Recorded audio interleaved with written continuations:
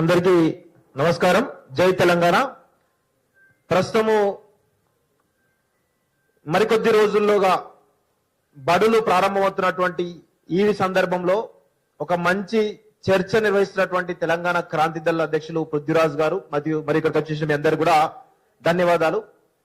So ప్రధానంగా ఇక్కడ రేవంత్ రెడ్డి వ్యాఖ్యల గురించి, అదేవిధంగా రేవంత్ రెడ్డి భవిష్యత్తులో ఏ విధంగా ఈ విద్యా వ్యవస్థను పైన ఏ విధంగా కుట్ర చేయబోతున్నాడనే కోణంలో ఒక 2-3 విషయాలు నేను మాట్లాడాలి. మొన్న హిందూ హడులు అనేటువంటి ఒక కాన్క్లేవ్ లో 4000 బడులకు తీసుకొస్తామని చెప్పేసి రేవంత్ రెడ్డి చేసిన వ్యాఖ్యలు ఏవైతే ఉన్నాయో ఈ రాష్ట్రంలో, ముఖ్యంగా మన తెలంగాణ రాష్ట్రంలో 4000 బడులు అంటే దాదాపు 4-5 విలేజ్లకు సంబంధించి ఒక స్కూల్ అని చెప్పేసి చాలా స్పష్టంగా తెలుస్తా ఉంది.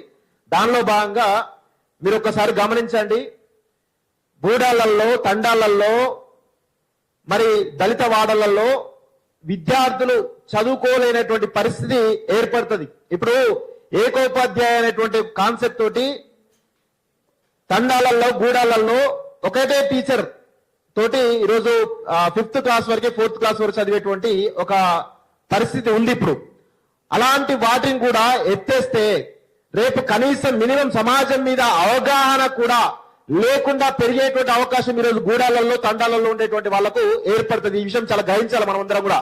ఇది 4000 స్కూల్స్ తగ్గించడం అంటే ఖచ్చితంగా ఆదివాసీలు, గిరిజనులు, లంబాడాలు, మాదిగ బిడ్డలు, మాల బిడ్డలు, దళిత బిడ్డలు, ముఖ్యంగా రూరల్లో ఉండేటువంటి బీసీలకు ఎక్కువగా ఎఫెక్ట్ అయ్యేటువంటి ప్రమాదం ఉంటది. మనందరూ గమనించాలి దీన్ని.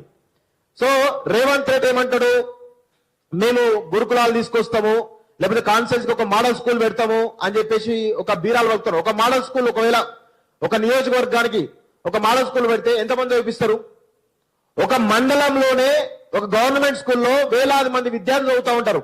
అలాంటిది ఒక నియోజకవర్గంలో నువ్వు ఎంతమందిని పిల్లల్ని చదివించగలుగుతావు ఆ మోడల్ స్కూల్ పెట్టి? ఇది ఒక్కసారి గ్రహించాలి. ఇంకొక విషయం కూడా చాలా స్పష్టంగా చెప్పాలి. రేవంత్ రెడ్డి గారు, మీరు ఇలా చాలా పెద్ద కుట్రకోణం ఉంటుంది రాష్ట్రంలో జరిగేటువంటి వసూళ్ల దందా, కమిషన్ల దందా ఎట్లా ఉంటుందో నేను ఒక విషయం చెప్తా. 10+2 విధానం తీసుకొస్తామని చెప్పేసి రేవంత్ రెడ్డి అన్నారు కదా. దాని తర్వాత ఇంటర్మీడియట్ కాలేజీలన్నీ కూడా ఒక జేఏసీగా ఫామ్ అయి మధుసూదన్ రెడ్డి నాయకత్వంలో అందరూ కూడా వార్నింగ్ ఇచ్చారు. రేవంత్ రెడ్డి మెడలు వంచైనా సరే మేము వెనక్కి తీసుకుంటామని చెప్పేసి అన్నారు. తిరిగి వారం రోజుల్లోగానే రేవంత్ రెడ్డి తన యొక్క డెసిషన్ వెనక్కి తీసుకున్నాడు. ఎందుకు? మీరు ఇక్కడ గమనించాలి. రేవంత్ రెడ్డి కావాలనే ఈ యొక్క విద్యా కమిషన్ రిపోర్ట్ ను బయట పెట్టేసి అందులో 10+ విధానం తీసుకొస్తామని చెప్పేసి ఒక ఫీలర్ వదిలి, ఆ తర్వాత ఆ 10+ విధానం వస్తే మా యొక్క పబ్బం గడదు, మా యొక్క 1000 కోట్ల రూపాయలు దందా అవుతుందని చెప్పేసి ఈ రోజు ఇంటర్మీడియట్ కాలేజీలు ఎవరైతున్నాయో, కార్పొరేట్ కాలేజీలు అవుతున్నాయో, శ్రీ చైతన్య, నారాయణ, లేకపోతే ఇంకా వివిధ కాలేజీలు అవుతున్నాయో అవన్నీ కూడా భయపెట్టించే ప్రయత్నం చేసిండు. ఆ క్రమంలోనే వాళ్ళందరూ ఒక జేఏసీగా ఏర్పడి దాని తెర వెనుక 100,000 కోట్ల రూపాయల కమిషన్ దందా దాగి ఉంది అనేటువంటి విషయం గుర్తుపెట్టుకోవాలి. ఇది ఒకటే కాదు, మీరు గమనించాలి. మొన్న మైనింగ్ అక్రమాల పైన కూడా ఏమన్నాడు, మేము సిఐడి విచారణ చేస్తామన్నాడు. ఎందుకు విచారణ చేస్తామంటున్నాడు అంటే దానిలో కూడా కమిషన్ల దందా అనేది దాగి ఉన్నది అనే విషయంలో గుర్తుపెట్టుకోవాలి. అంటే రేవంత్ రెడ్డి చేసేటువంటి ప్రతి ఫీలర్, అంటే ఒక చిన్న అనౌన్స్మెంట్ వెనకాల ఒక 100,000 కోట్ల రూపాయల దందా, కమిషన్ల దందా దాగి ఉన్న విషయంలో గుర్తుపెట్టుకోవాలి. ఈరోజు రేవంత్ రెడ్డి చాలా తెలివిగా తన యొక్క దగ్గర ఉన్న శాఖలేంటి, హోంశాఖ, మున్సిపల్ అడ్మినిస్ట్రేషన్ శాఖ, విద్యాశాఖ, ఇక ముఖ్యమంత్రిగా జనరల్ అడ్మినిస్ట్రేషన్ అన్ని కూడా ఆయన కింద ఉన్నాయి. ఇవన్నీ కూడా రెవెన్యూ జనరేటెడ్, అంటే ఆయనకు ఆదాయం తీసుకొచ్చేటువంటి శాఖలు ఇవన్నీ కూడా. ఏమనంటేనేమో విద్యాశాఖలో నేను సమూలమైనటువంటి సంస్థలు తీసుకొస్తా అని చెప్పేసి రేవంత్ చెప్తాను. ఈ 2.5 సంవత్సరాల కాలంలో విద్యాశాఖలో రేవంత్ రెడ్డి తీసుకొచ్చేటువంటి సంస్కరణలు ఏంటి? ఉస్మానియా యూనివర్సిటీకి 1000 కోట్లు ఇచ్చాయని చెప్తున్నారు కదా. ఎన్ని రూపాయలు ఉస్మానియా యూనివర్సిటీకి వచ్చాయో ఆ యొక్క అప్పుడు సజీవ సాక్షి, అంటే ఆయన ఎవరైతే ఆర్ట్స్ కాలేజ్ ప్రిన్సిపల్ ఎవరైతున్నారో కాసిం గారు చెప్పాలి. ఎన్ని 1000 కోట్లు ఇస్తానన్నారు కదా, ఎన్ని కోట్లు వచ్చినాయో స్పష్టం చేయాలి. రిక్రూట్మెంట్ అన్నారు కదా, ఎన్ని రిక్రూట్మెంట్ జరిగినాయో స్పష్టం చేయాలి. అసలు యూనివర్సిటీల నుంచి మొదలు పెట్టుకుంటే, ఆ డిగ్రీ కాలేజ్ మొదలు పెట్టుకుంటే, ఇంజనీరింగ్ కాలేజ్ మొదలు పెట్టుకుంటే, స్కూల్ వ్యవస్థ కావచ్చు, అన్ని వ్యవస్థలు కూడా పూర్తిగా నిర్వీర్యం అయిపోయిన విషయం గుర్తుపెట్టుకోవాలి. ఈరోజు మరికొద్ది రోజుల్లోగా స్కూల్ స్టార్ట్ అవుతున్నాయి. నేను ఒకటి తమిళనాడుకు సంబంధించిన ఒక విషయం మీకు చెప్పాలి. రీసెంట్ గా తమిళనాడులో సీఎం విజయ్ ఈ యొక్క స్కూల్ సంబంధించిన ఫీజు విషయంలో రెగ్యులర్ సంబంధించిన విషయంలో ఒక సర్క్యులర్ జారీ చేయడం జరిగింది. సో దానికి సంబంధించి ఒకసారి చూడండి.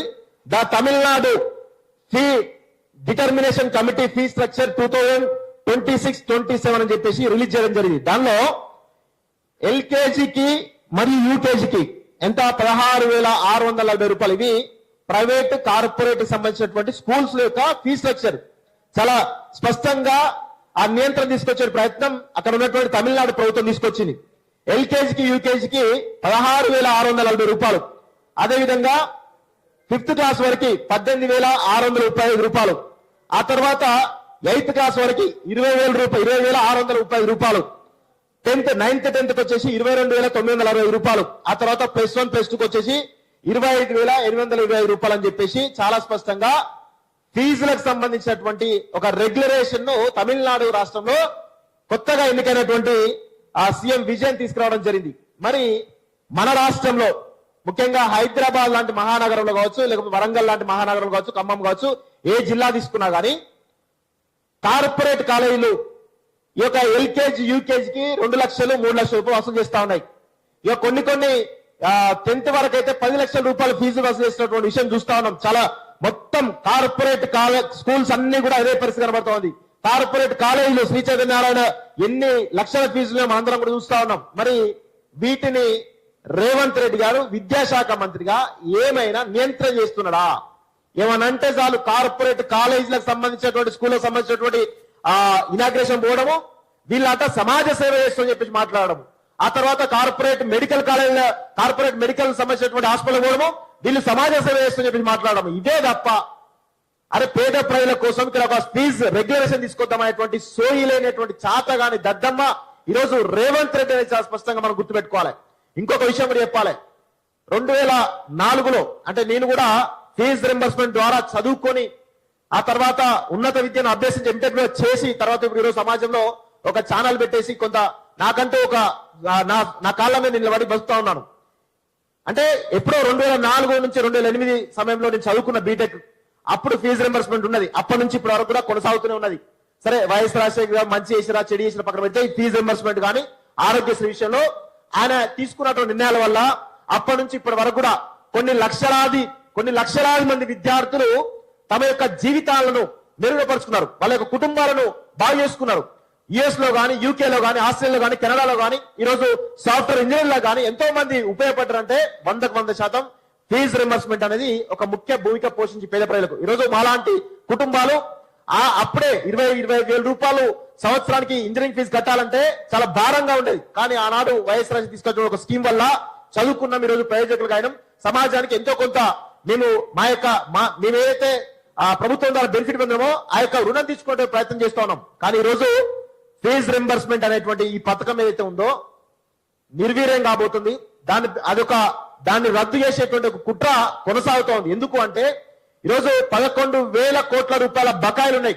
ఆ బకాయిలు కనీసం ఇవ్వలేకపోతే మొన్ననే మా కజిన్ సంబంధించినటువంటి మా కజిన్ బ్రదర్ అవుతాడు, వాళ్ళు ఫోన్ చేసి మల్లారెడ్డి కాలేజ్ లో ఫీజు రింబర్స్మెంట్ ద్వారా నా కొడుకు బీటెక్ పూర్తి చేసిండు, కానీ ఫీజు కట్టలేకపోవడం వల్ల వాళ్ళు సర్టిఫికేట్లు ఇవ్వడం లేదు, పూర్తి ఫీజు కట్టమంటారు, ఒకవేళ ప్రభుత్వం ఇస్తే మళ్ళీ మేము బ్యాగ్ ఇచ్చేస్తామని చెప్పేసి చెప్పి వాళ్ళ యొక్క సర్టిఫికేట్లను కాలేజీలలో ఉంచుతున్నారు. ఇంకొక కేసు కూడా రావడం జరిగింది. ఒక అతనికి ఉద్యోగం వచ్చింది, వాడు సర్టిఫికేట్ సబ్మిట్ చేయాలి, కస్టోడియన్ అయితే కస్టోడియన్ ఇయ్యరు, సర్టిఫికేట్ మొత్తం డబ్బులు మొత్తం కట్టమంటారు. 1,10,000 1,20,000 ఉంది. ఏంది పరిస్థితి? నాకు రూపాయలు చిల్లి కావాలి, 10,000 20,000 అంటే కట్టగలుగుతా, కానీ 1,20,000 రూపాయలు ఎట్లా కట్టాలి? ప్రభుత్వం కడుతుంది అనేటువంటి ఒక భరోసాతోటి ఈరోజు నేను చదువుకున్నా కదా, నాకు ఉద్యోగం వచ్చింది కదా అని ఈరోజు అనేకమైనటువంటి వేలాది మంది విద్యార్థులు తమ యొక్క బీటెక్ డిగ్రీలు పూర్తి చేసుకొని జాబులు వచ్చినా కానీ ఈరోజు సర్టిఫికేట్లు సబ్మిట్ చేయకపోవడం వల్ల వాళ్ళ యొక్క జీవితాలు నాశనం అవుతున్న విషయం మనందరం గమనించాలి. రేవంత్ రెడ్డి వాటికి విధానం పట్ల ఈరోజు ఫీజు రింబర్స్మెంట్ పట్ల ఏ విధంగా నిర్లక్ష్యంగా వ్యవహరిస్తుంది చూడండి. ఇప్పుడు ఏమంటే కొత్తగా విద్యార్థుల అకౌంట్లలో మేము డబ్బులు వేస్తాం, వాళ్ళు 1 వీక్ లో కట్టాలి, లేకపోతే రెవెన్యూ రికవరీ యాక్ట్ తీసుకొస్తామని చెప్పేసి అంటారు.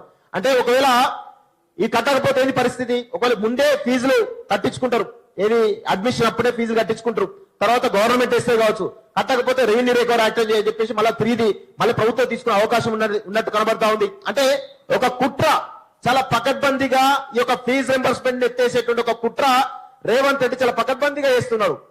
విద్యాశాఖలో రేవంత్ రెడ్డి గారు ఈరోజు సమూలమైనటువంటి మార్పులు తీసుకున్నారు. భవిష్యత్తులో విద్యాశాఖ మంత్రి గారు నువ్వేం చేసేవా అంటే ఫీజు రింబర్స్మెంట్ ఎత్తేసినా 10+2 విధానంలో వేల కోట్ల రూపాయలు కమిషన్ దందాలు తీసుకున్నా, లేకపోతే ఇక రకరకాల అన్ని కూడా ఒక ప్రజా వ్యతిరేక విధానాలు మాత్రమే కనబడుతున్నాయి తప్ప ఒక్కటి కూడా విద్యార్థులకు ఉపయోగపడే విషయాలు కానీ లేకపోతే ఇటు ప్రజలకు ఉపయోగపడే విషయాలు కానీ ఒక్కటి కూడా లేదు. కేవలం రియల్ ఎస్టేట్ దందా నడుపుతా ఉన్నది ఈ ప్రభుత్వం తప్ప పాలన నడిపేయట్లేదు. ఐఏఎస్లు కానీ ఐపీఎస్ కానీ హెచ్ఓడీలు కానీ డిపార్ట్మెంట్లు కానీ యూనివర్సిటీలు కానీ ఏ ఒక్క డిపార్ట్మెంట్ కూడా రేవంత్ రెడ్డి చెప్పినా, మంత్రులు చెప్పినా, ఎమ్మెల్యేలు చెప్పినా, ఎవరు చెప్పినా ఏం లేని పరిస్థితి చాలా స్పష్టంగా కనబడతా ఉంది. కాబట్టి నేను ఎట్లా ఓడిపోతా, నాకు ఇక ప్రజలు నన్ను ఎట్లా తిరగబడతారు కాబట్టి ఈ 2.5 సంవత్సరంలో విపరీతమైన దోపిడీ చేసుకోవాలి. కేసీఆర్ 1,00,000 కోట్లు సంపాదిస్తే నేను 1,50,000 కోట్లు సంపాదించాలంటే దాంట్లోటి ఈరోజు రేవంత్ రెడ్డి కేవలం పైసల గురించే ఈ ప్రభుత్వం నడుపుతుంది తప్ప ఏది కాదని చాలా స్పష్టంగా అర్థమవుతుంది.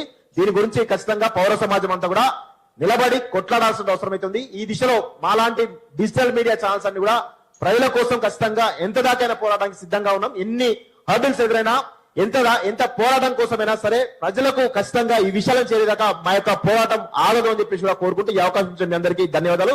జై తెలంగాణ. Thank you. ఇప్పుడు